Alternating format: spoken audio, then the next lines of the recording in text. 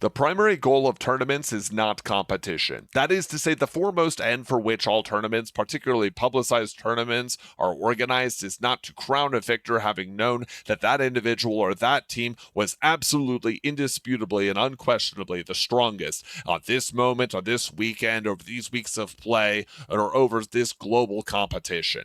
In fact, tournaments serve multiple masters, and the fourth and weakest of those reasons to have a tournament is, in fact, competition. So it's not that they only serve competition, it's merely that that is a fraction of the Venn diagram that they serve. So we've got some examples over here as to what the four things are. I'm going to argue in order are the importance of tournaments, and we're going to go at the end over why this is an Arkheron video instead of just a general topic video. So the first thing to talk about is entertainment. The second thing we're going to talk about is production. Third is going to be advertising, and then finally the fourth item, the one everyone thinks is the forest, but it's merely the tree, is going to be competition. So let's talk about the first one, entertainment.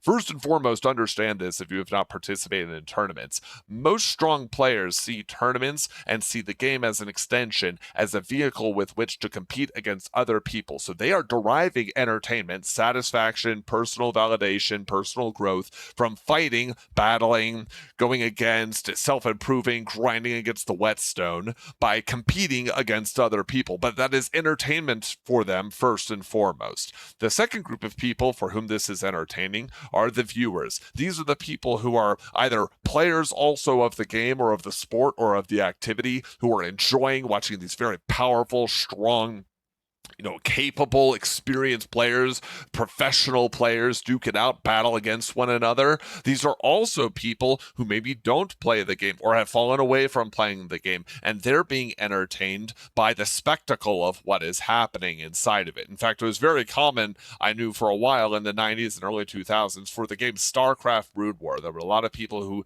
didn't play StarCraft, but they saw all the tanks and all the items and the units just blowing up, and they thought, this is something I can follow, this is something I can get into. I'm entertained by this, even as a player of not the game. Now, we'll get into why that matters when we get to advertising, but first we have to go into production, the second thing that tournaments are actually serving. So production is just all of the costs and all of the upfront requirements for you to have a tournament in the first place. It is the venue, it is all of the technical equipment in the event that you are an esport or use some kind of gaming competition to be set up. It is the networking, it is the PCs, it is the headphones. It is also the resources in terms of the upfront people, the entertainment people, or the people who help make the entertainment part of the broadcast. These are your casters, these are your tournament admins and organizers. These are, in fact, the players themselves can even be seen as part of that. If we go behind the scenes, it is someone like the producer who is determining what the camera perspective is.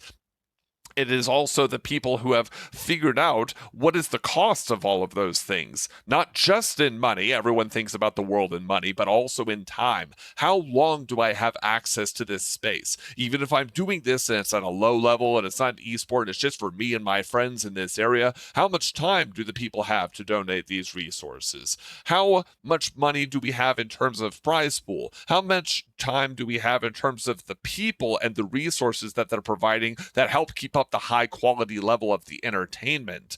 The entertainment not just of the strong players. You could argue that tournament admins, tournament organizers, people of this nature are helping the players get the entertainment value out of the tournament that was promised to them, but also the people who are making sure that the crowd is entertained and that things move quickly and at a decent pace so that they can keep enjoying the game, keep enjoying the entertainment product. Again, whether it's an esport or it's just an activity you enjoy doing that has a tournament aspect to it, or even if it is a sport.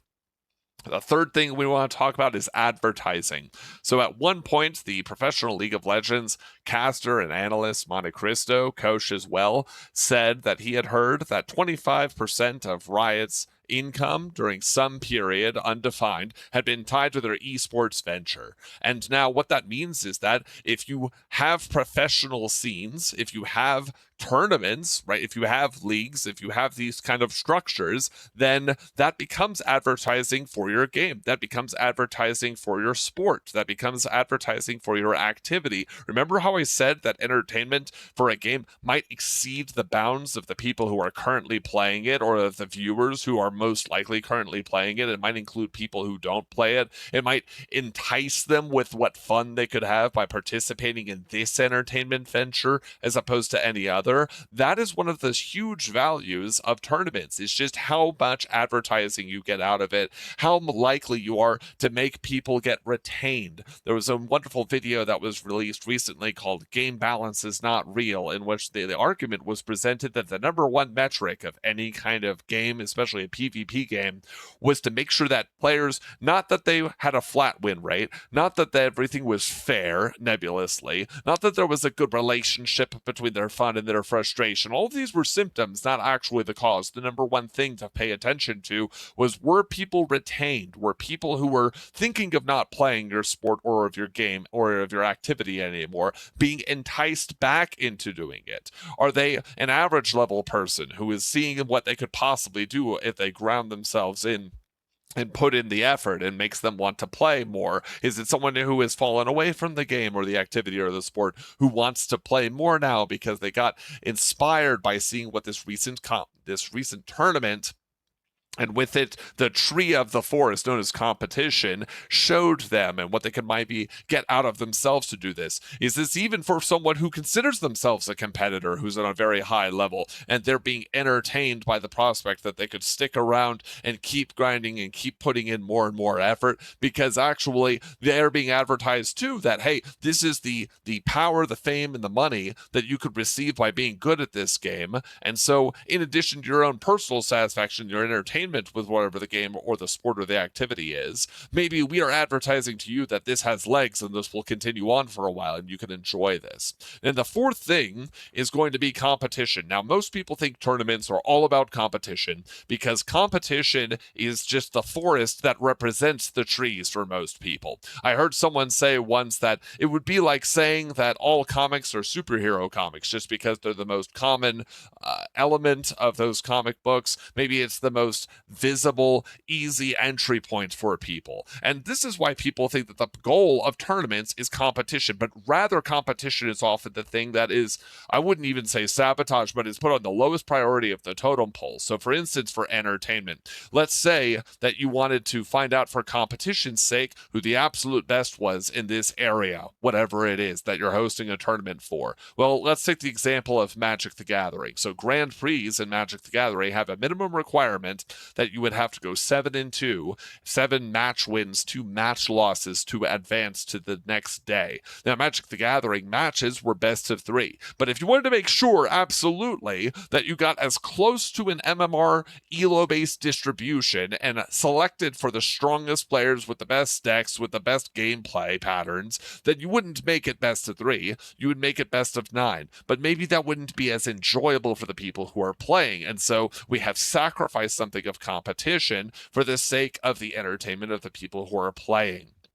Let's take the Super Bowl over in American sports, American football. Yes, the Super Bowl is a terrible competitive format. It's best of one. That's probably the best of one single elimination has to be one of the worst formats you could come up with if you were interested in competition. But there is something enticing about the ephemeral nature of a Super Bowl that makes you want to watch it because it's only going to be here now and on this day and one time, and that's why it's special and important, and that is more entertaining for the viewers, even though, once again, you are sacrificing competition to achieve that goal.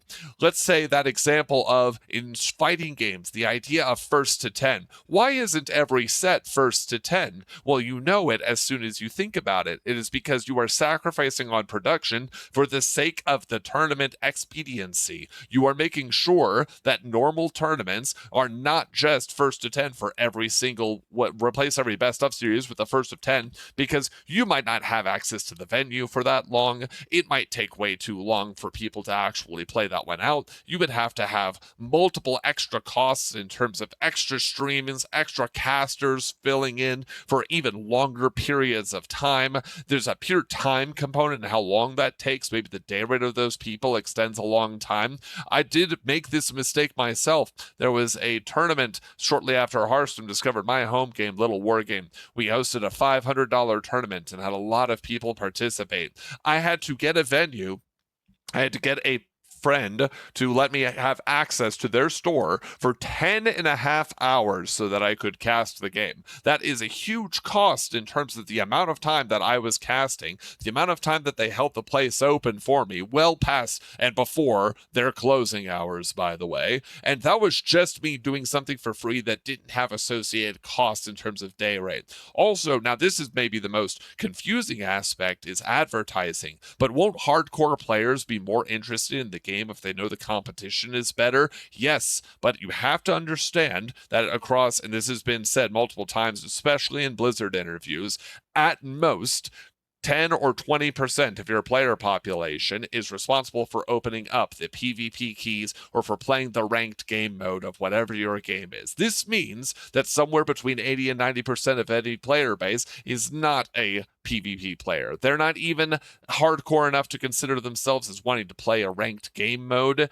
They're not interested in even being at the bottom of a ranked distribution. They just play casually here and there with their friends whenever they're bored as a way to cool off and let off some steam. And so actually, if you were to make the competition more focused, first off, I have maybe about 15 years at this point, just taking video games very seriously, looking at replays, doing analyses, looking at tournaments, hosting my own tournaments across multiple genres of games and across many, many different age groups of players. You know what I've discovered? Even people who say that they're very serious, hardcore fans of a given sport or of a given activity, or even of a given esport or a video game, they're not actually interested in watching a best of 9. They're not actually interested in watching multiple first to 10s in a row. They're not actually interested in watching the most strict competition, even at that very high bar of excellence and seeking perfection of someone who says that they are looking for competition. They're not actually interested in that.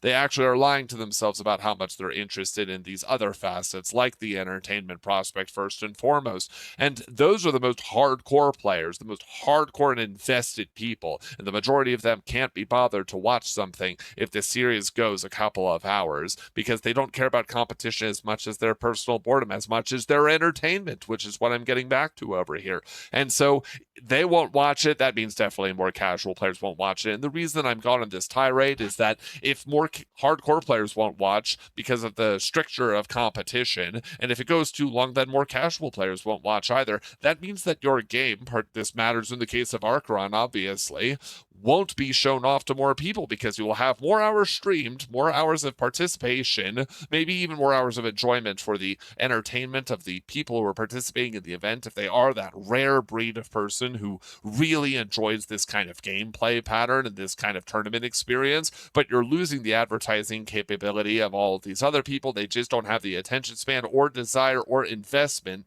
necessary for your advertising to be successful.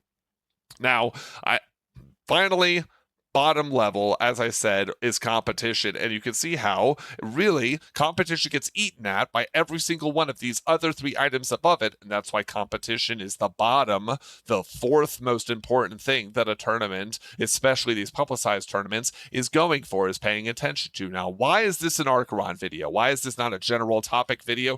It's because I have taken today, over the course of about 10 hours, looking over previous tournament work that I've also done and finding out what I could work and kit bashing together something that I think would work for Arkheron. And that is this. And it is here we go. It is an Arkheron Ruleset template announcement for a 3v3 Eternals only. Now, for those of you who have been playing a lot of Arkheron, you know that 3v3 arena just means getting 6 people together in a training room lobby together and then splitting them up 3 versus 3 on the bottom floor of the training room. If you see Eternals only, you know that Eternals only means, wait, we don't have shattered builds, we don't have all these different items, we don't have these combinations, we don't have chest loot, we don't have all these things that interest me as the highest level player or someone who has hundreds of hours into the game. And this is why. It's because this is a rule set that I believe fulfills these goals in order. It fulfills the goal of entertainment, number 1. Easy time investment for production value, number 2, is salient and accessible and bite-sized for people to entertain, therefore fulfills object number 3, which is advertising. And then it still has some wrinkles and it still has some pull in it that will appeal to the competitive nature of people. But again, we have sacrificed the competition aspect in favor of the broader goals of what a tournament is. And so here's the idea. First off, it's best of 5 and double elimination at that. Now, if you have ever played arenas, you know that it takes 1 to 2 minutes for you to go ahead and get a fight going in arena, and for someone to win or someone to lose, it can take as much as 3 minutes. But in a best of 5, that means it's about 15 minutes. Bam, bam, bam, you're out and you're done. It's very fast, very digestible. The pace is amazing for viewers and for players. This is why arenas are used primarily as a practice tool for other people.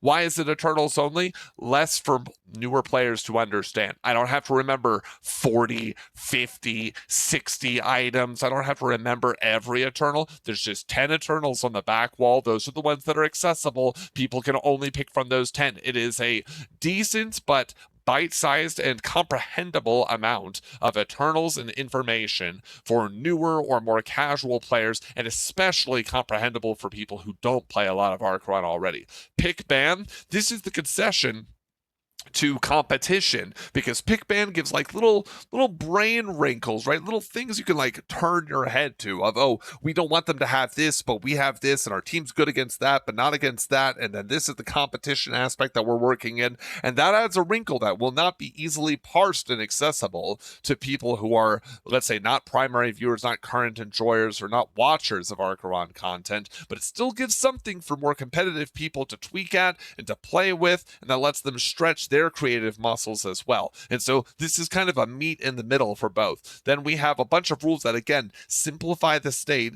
make it easier for people to follow if it is a streaming experience, to comprehend if it is a newer player, and makes it so that there are less delays on a production value for reasons such as maybe there's not enough shards to really repeatedly buy different anchors, or maybe the game goes too long if we allow people to do that, or maybe the game gets too in the weeds if we allow people to do chest looting in addition to this and tweak out, and we have to fill repeatedly as casters and community organizers and content creators to explain what their thoughts are, but it's a lot to parse, and it's like really not obvious if you're watching it even as an intermediate player. And so we have the following rules. Pre-transform. There is no healing transform after you take damage, because the Eternals have their own skins that are very recognizable from a glance, from stream caps, from YouTube shorts, and even from just broad YouTube videos, and you can understand what is happening more easily at a glance because of the unique character models that those Eternals represent.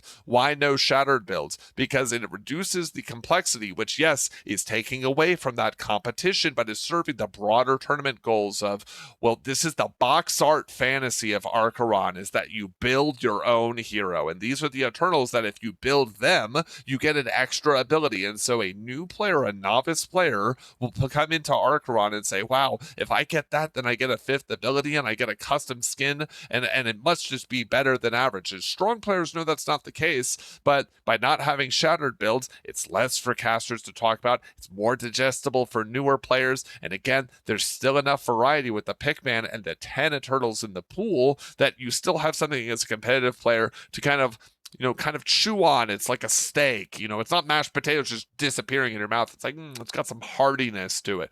Why no anchor abilities and chest looting? Again, anchor abilities just cost fortitude, and people would have to go back in repeatedly to get more they would have to go back in repeatedly to get more shards in order to buy more anchor abilities, and that would delay the game and cause people to have to wait for delays and fill even more. And this is a concession to the production element of tournaments. Why no chest looting? Again, because the entertainment value is going to drop if it is too hard for people who are not already fully immersed inside of the Arkheron gaming space to understand. And then why all of this and where is all of this? Well, again, this is my Arkheron Ruleset template. It is specifically framed around 3v3 Arena Eternals only. If you go to the official Arkheron Discord under the Post Your Stuff channel, you can see that I have dropped it there. I would love to see a rule set based on this. I think it fulfills all of the requirements of what an Arkheron tournament needs to be based on what I have said in this video. Tournament tournaments need to be.